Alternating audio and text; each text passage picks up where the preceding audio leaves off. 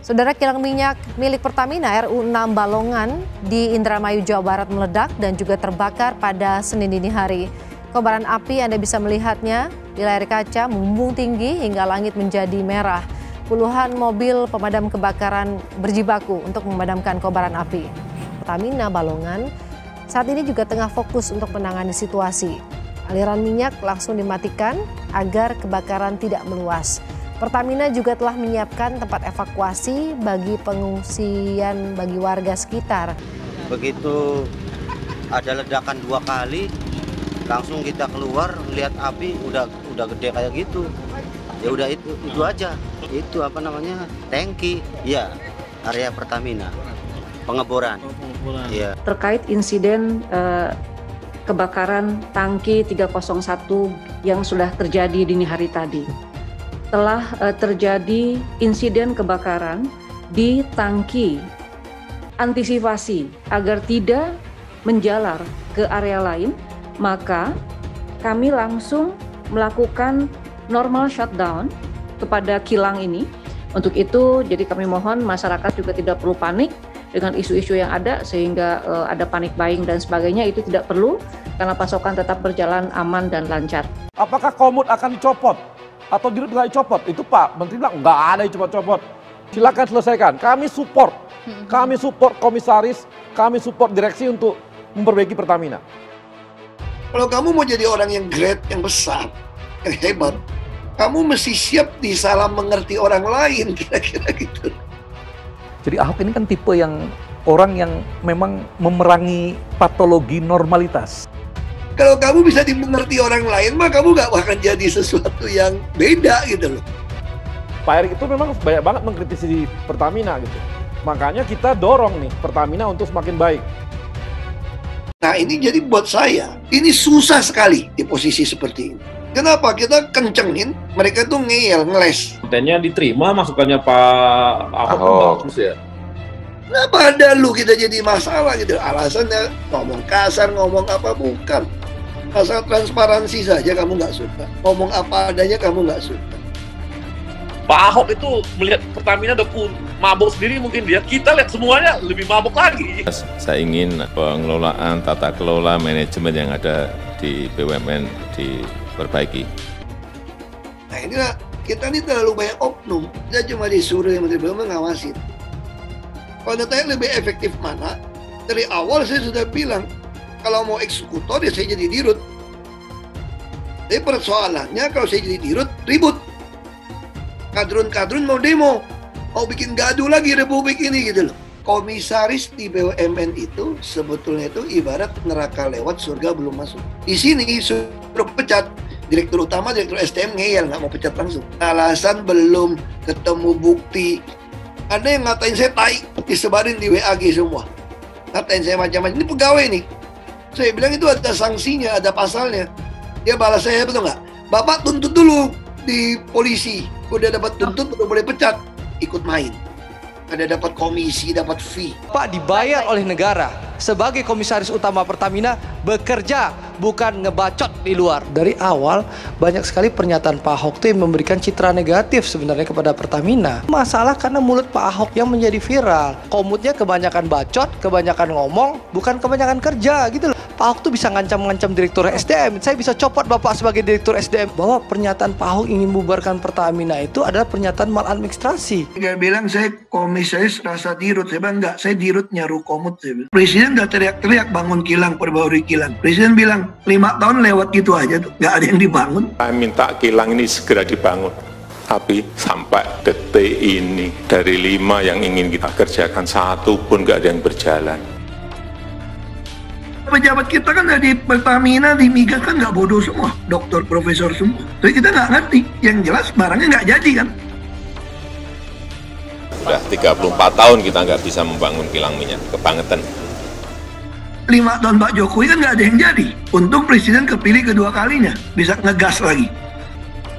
Saya suruh kawal betul, akan saya ikuti terus juga progresnya, persentasenya sampai sejauh mana.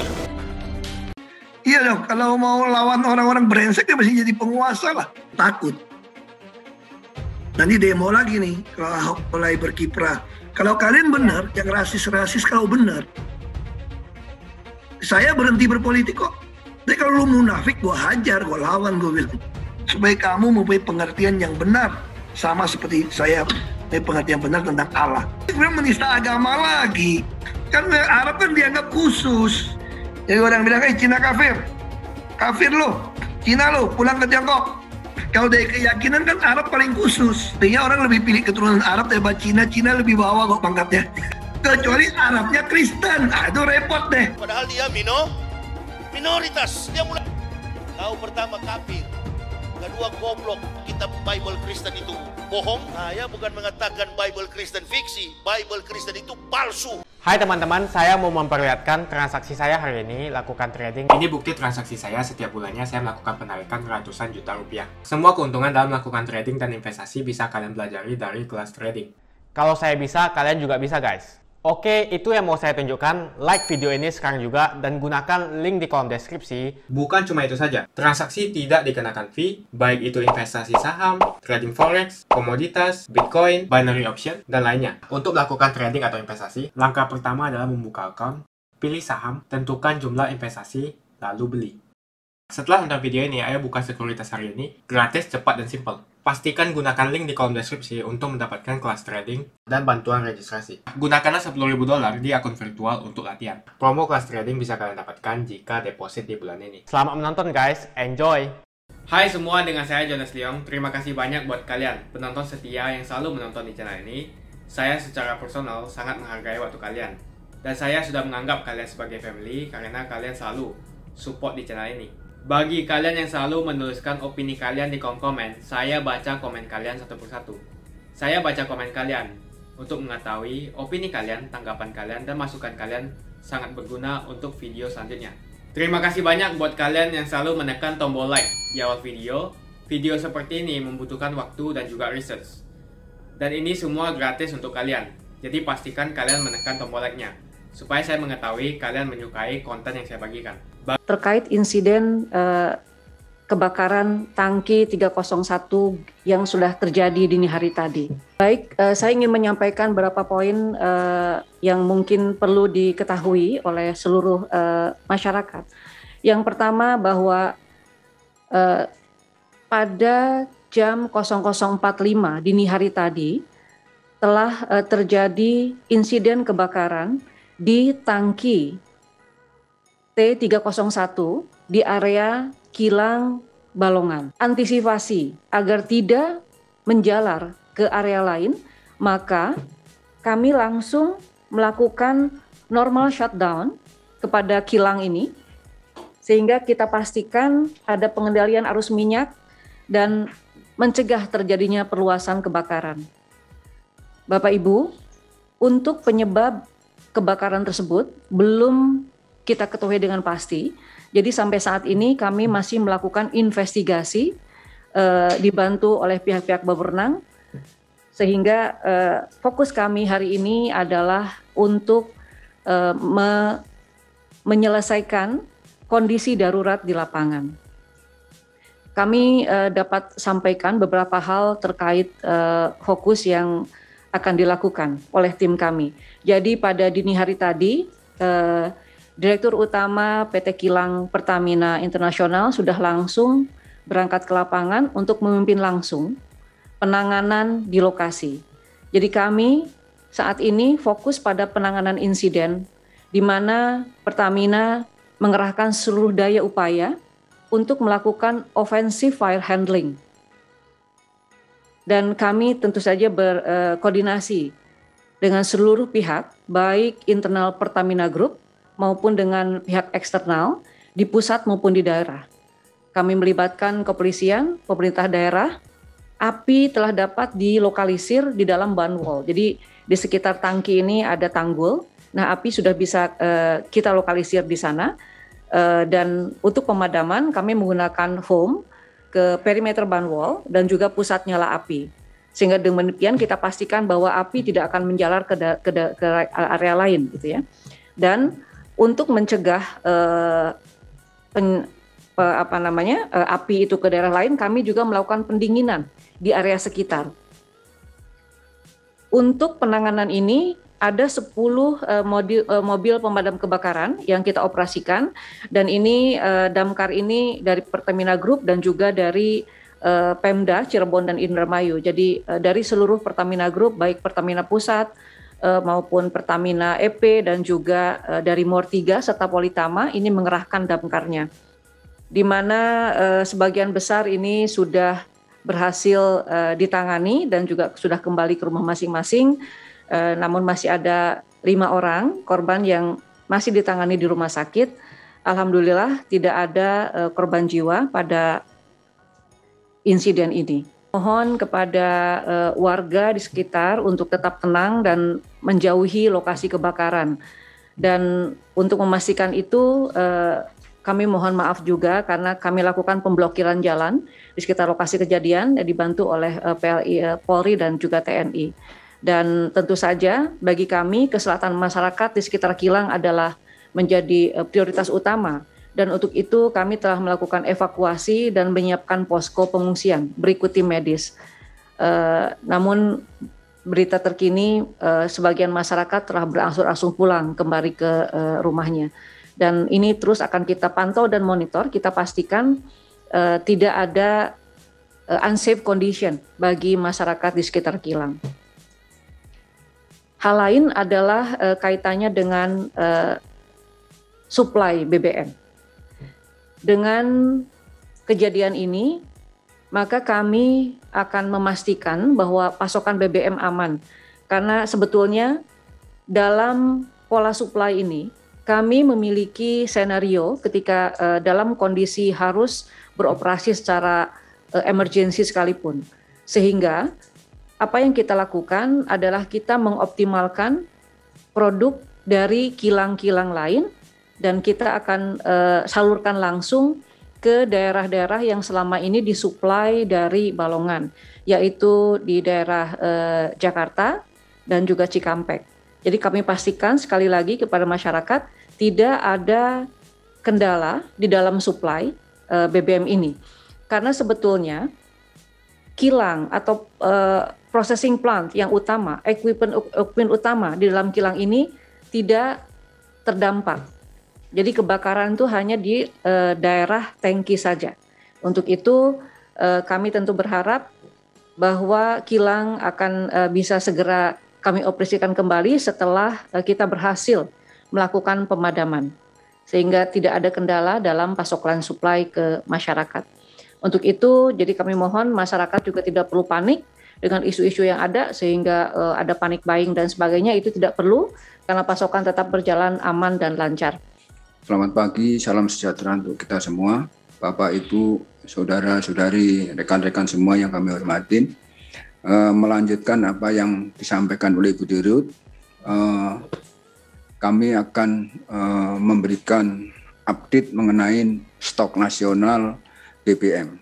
Bapak Ibu sekalian, kami sampaikan bahwa kondisi stok nasional sangat aman. Jadi kami minta sekali lagi seperti disampaikan Bu Dirut, masyarakat tidak perlu panik karena stoknya luber.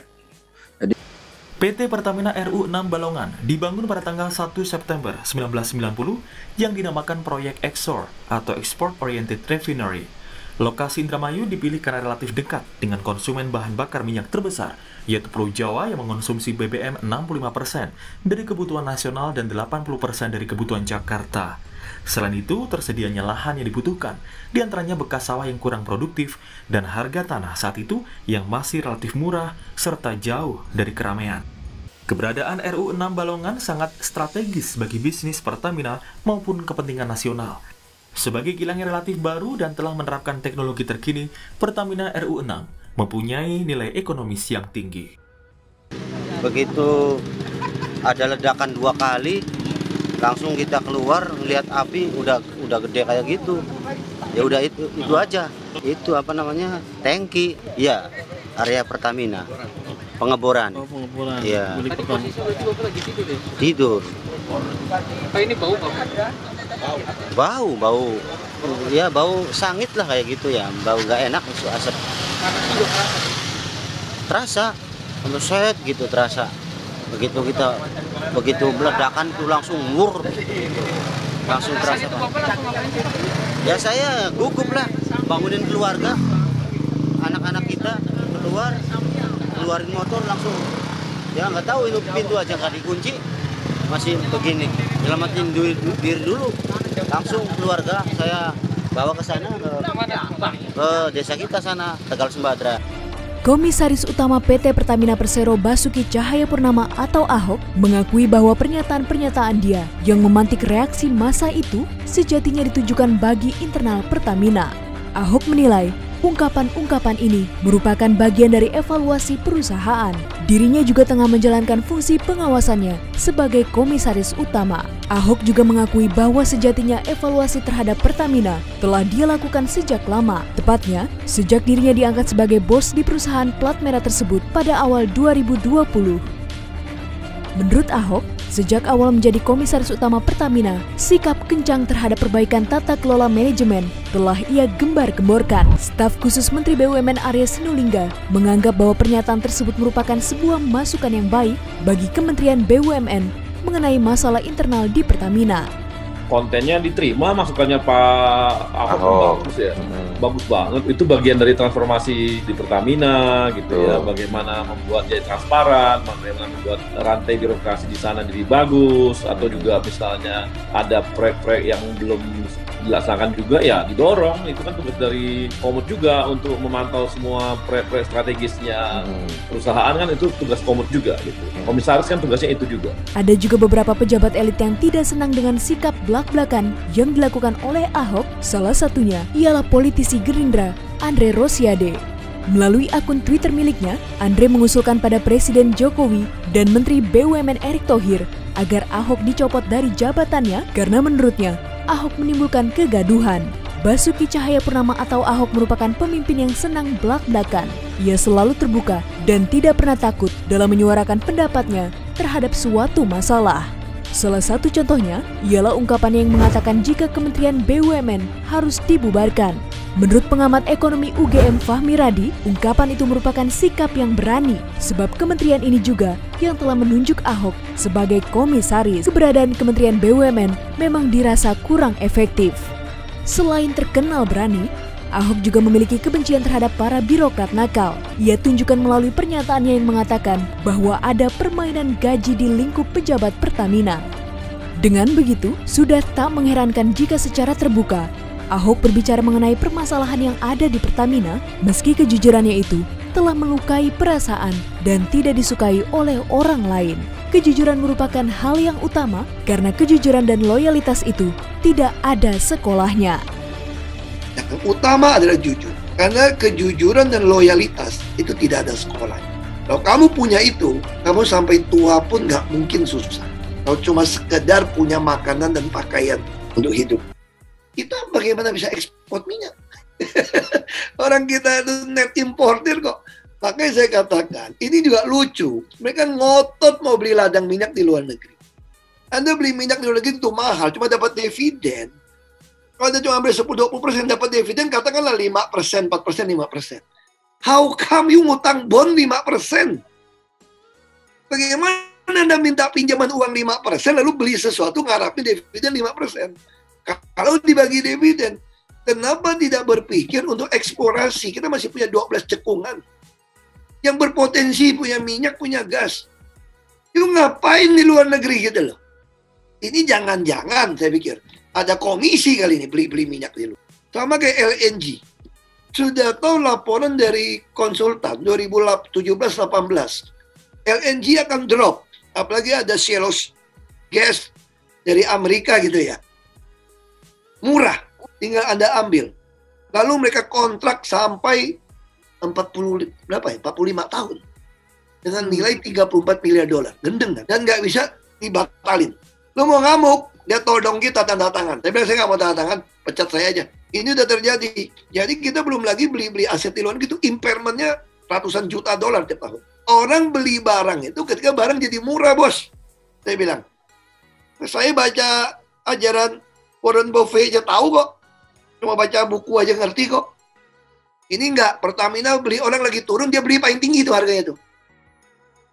Ini ada apa? Bangun kilang juga sama. Bangun kilang itu kan ibarat Anda tuh punya mobil Formula 1, Formula One. Mana boleh pakai sopir go-kart yang bangun, bos? Bagaimana Anda bisa lelang yang menangnya Korea SK yang bangun, di roba yang lead sekarang Rekin, rekayasa industri, BUMN kita. Makanya My Pertamina itu saya lagi push, ini juga sangat mengecewakan. Saya bilang, harusnya semua itu non-tunai. Makanya Januari saya sudah paksakan semua SPBU non-tunai. Ada beberapa masih menolak. Dan saya sudah paksakan uang promosi harus ditambah di My Pertamina. Kalau Anda mau dapat potongan harga, Anda harus gunakan aplikasi My Pertamina. Memakai customer bisa 50-60 juta. Bagaimana bisa My Pertamina cuma 1 juta lebih? Minimum bisa 5-6 juta dong. Nah ini saya kasih KPI pada mereka. You mesti push ini. Saya tidak mau tahu. Makanya My Pertamina sekarang cukup baik. Udah mulai jalan. Jadi Pertamina ini terlalu besar. Terlalu banyak maunya. Dan supaya mungkin ya, cucuk cicit perusahaan itu, Cangkah ini, bisa seenaknya bagi bonus. Tanpa perlu minta izin Dewan Komisaris. Saya tanya, kok bisa bagi bonus cucuk perusahaan sampai 230 miliar lebih untuk 4 direksi? Gila apa? Mereka jawabnya itu enggak. Memang nggak perlu minta izin komisaris kok. Tapi kan ada asas kepatutan. Masa yang induknya aja cuma dapat 20 miliar ya gue udah marah, gue bilang 20 miliar. Gak bener gue bilang lu kerja kayak gitu dapat 20 miliar. Tapi kalau kamu kerja bener 50 miliar juga saya kasih. Bagaimana cuma menjual barang rugi bisa dapat segitu? Seenaknya jual gas dikasih hutang lagi. Siapa yang nggak mau beli sama kamu? Dikasih cicil. Terus gara-gara berhasil jual dapat bonus. Tapi dia bilang ini tidak menyalahi hukuman. Tidak menyalahi aturan. Kita kan ada BPK lagi kan? Kalian tahu BPK loh? Kalau BPK menyatakan tidak ada kerugian negara, Tuhan pun nggak bisa menghukum siapapun. Jadi kalau BPK menyatakan ada kerugian negara, kamu dipanggil-panggil tuh. Kayak saya tuh dipanggil-panggil. Walaupun akhirnya juga bingung. Nggak ruginya di mana gitu loh. Nah inilah, kita ini terlalu banyak oknum. Justru saya bilang, kita kan bicara current account deficit. Ketika Aramco, Etnok, mereka kan bingung mau jual bahan minyak mentahnya. Jadi idenya itu adalah bagaimana Etnok, Aramco bangun kilang di kita. Walaupun cuma satu jenis kilang, tapi direksi ngotot. Oh Pak, yield-nya akan turun Pak kalau cuma ngambil satu macam minyak mentah. Emang gue pikirin bukan duit gue yang bangun kilang kok. Kan dia mau cari pasar kita. Terus kemarin alasan lagi minggu lalu, saya udah kesel sama mereka. Alasannya apa? Nanti Aramco Etnok akan jual minyak mentahnya mahal Pak. Kilangnya dibuat rugi Pak. Kan perjanjiannya kan saya beli BBM-nya dengan harga MOPS. You yang masukin minyak mentah, kamu yang kelola, emang saya pikirin, saya beli aja harga MOPS. Daripada sekarang, kilang kita jualnya bisa 112% dari harga MOPS. Sedangkan pengusaha swasta bisa beli 5% dari MOPS. Ini alasannya bullshit gitu loh. Saya bilang. Ngarangnya itu alasannya. Terus akhirnya dia ngomong nyelutuk gitu. Itu harus bangga dong, patriot dong. Kenapa masih standarnya pakai MOPS? Itu Singapura. Tentu nggak terusin itu asing-asing. Lu gendeng apa? Emang MOPS Singapura yang bikin? Itu kan dari pasar dunia gitu loh. Kenapa lu nggak bicara lu mau beli komputer pakai US dollar gitu loh? Pakai daun aja tuh di kampung. Kayak uang Majapahit aja cuma disuruh yang Menteri BUMN ngawasin. Kalau ditanya lebih efektif mana? Dari awal saya sudah bilang, kalau mau eksekutor ya saya jadi dirut. Tapi persoalannya kalau saya jadi dirut, ribut. Kadrun-kadrun mau demo. Mau bikin gaduh lagi Republik ini gitu loh. Makanya ditaruh di Komut. Makanya saya bilang, selama direkturnya semua mau nurut dan cepat kerjakan, saya happy-happy Komut. Ya cuma kekurangan 55% bayaran aja. Termasuk bonus. Dan saya cuma dapat 45%. Saya nggak masalah lah kalau soal uang. Yang penting Anda mau kerjakan yang saya minta. Jadi kalau Anda ngeyel terus, wah ini masalah.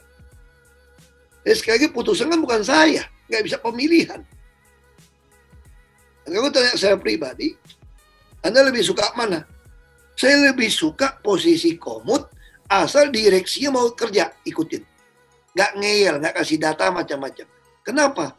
Saya masih bisa kerja di swasta. Saya masih bisa kasih seminar kayak begini kan relatif kan waktunya lebih kosong. Saya masih bisa bangun bisnis. Tapi kalau saya jadi dirut, wah saya bisa sibuknya setengah mati kan tipe saya bukan orang diem. Bisa terbang kemana-mana untuk ketemu orang gitu. Itu situasi yang saya hadapi. Nah kadang-kadang cepat meledak juga saya ini. Karena hasratnya juga nggak kesampaian. Udah ngalah nggak mau jadi dirut. Kita udah ngasih tau apa-apa, masih juga lambat. Jadi kalau kita bilang kita mau jadi, sayangnya saya khawatir. Para direksi semua berpikir, termasuk oknum-oknum di DPR. Oh lu nggak mungkin jadi dirut juga. Karena kalau jadi dirut kan isunya kan kegaduhan di Republik Indonesia. Kita udah mampu produksi B100, sebetulnya seluruh dunia juga bisa mampu produk, kita ada teknologinya semua. Persoalannya adalah ekonomis nggak? Anda mau nggak beli B100 yang harganya 14.000, 15.000 modal? Tapi kita harus punya. Kalau sampai satu saat, misalnya, secara logika sih nggak mungkin terjadi. Kalau minyak mentah di atas $100 per barrel, kita juga siap, tidak sampai menggerus devisa kita. Gitu. Itu yang Presiden maksud, kita harus punya ketahanan energi ini. Gitu. Padahal kalau kita bilang teknologi ke depan, orang akan meninggalkan fosil semua. Manusia akan meninggalkan itu. Jadi mau harap minyak naik ke 100 itu saya kira sudah bukan hayalan yang masuk akal lagi. Nah kita harus berlomba-lomba sekarang bagaimana kita menghemat listrik, PLN segala macam. Sayangnya PLN habis gebuk gede-gedean PLTU pakai batu bara kan.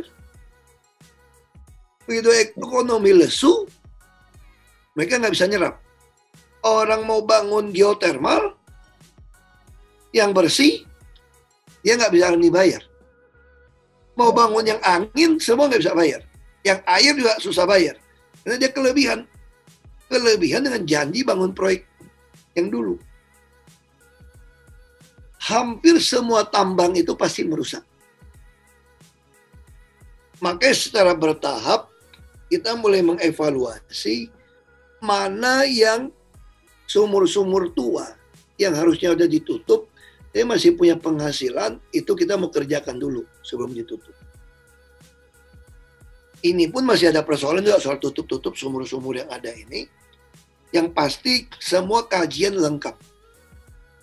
Tinggal kita penegakan hukum mau lakukan atau tidak. Kita bukan menghilangkan kerusakan, meminimalisasi kerusakan. Tidak mungkin namanya tambang itu Anda balikkan kembali. Kalau kita lihat dunia kita, dulu mungkin 10.000 tahun juga belum bergeser. Kadang-kadang dunia ini nggak ada manusia lebih hebat sebetulnya. Ini kan tanpa manusia lebih bagus memelihara alamnya. Nah sekarang, hitungan umur manusia bisa merusak alam nih. Jadi bagi kita Pertamina, CSR bagi saya nggak cukup.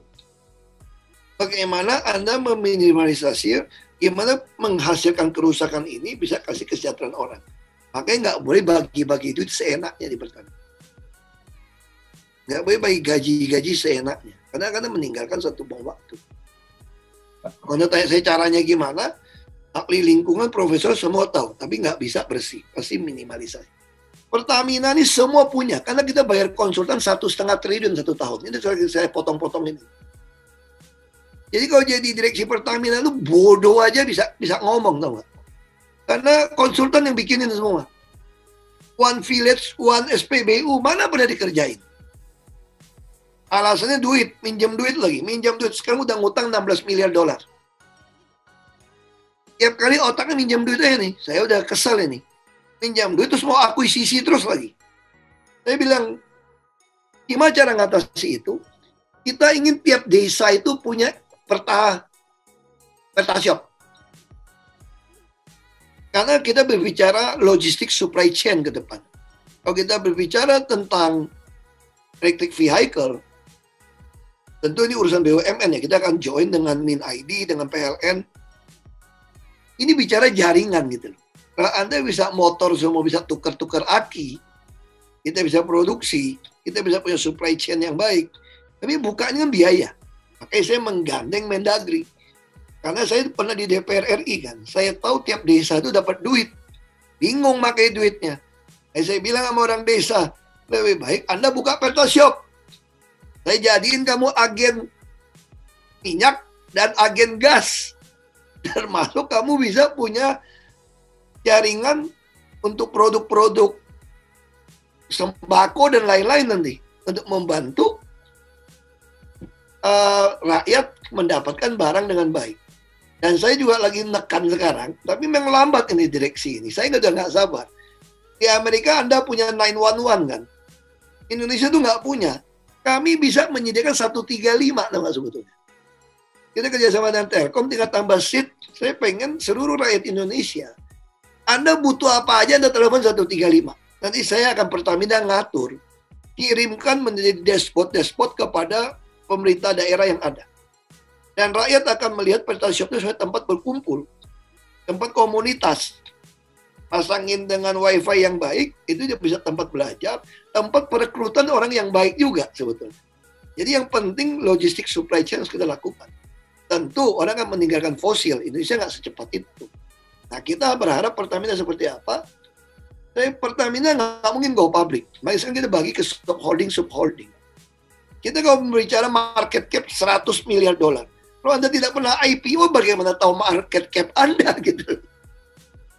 Dan itu kan jadi profesional. Jadi Pertamina anak perusahaan cucu perusahaan nggak perlu menguasai mayoritas.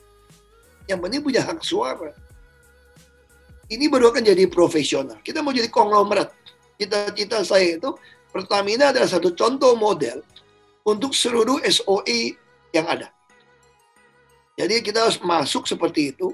Dan Kementerian BUMN harus dibubarkan sebelum Pak Jokowi turun sebetulnya. Kita sudah ada semacam Indonesia Incorporation. Macam Temasek. Itu dalam konsep pemikiran yang kita bawa. Ini mudah-mudahan belum dipecat aja gitu loh. Karena mereka udah anggap saya ini membuat kegaduhan di dalam. Komisaris di BUMN itu sebetulnya itu ibarat neraka lewat, surga belum masuk. Kenapa saya katakan seperti itu? Karena keputusan RUPS menentukan KPI semua itu di Kementerian BUMN.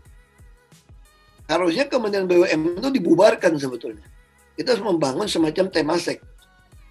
Semacam Indonesia Incorporation.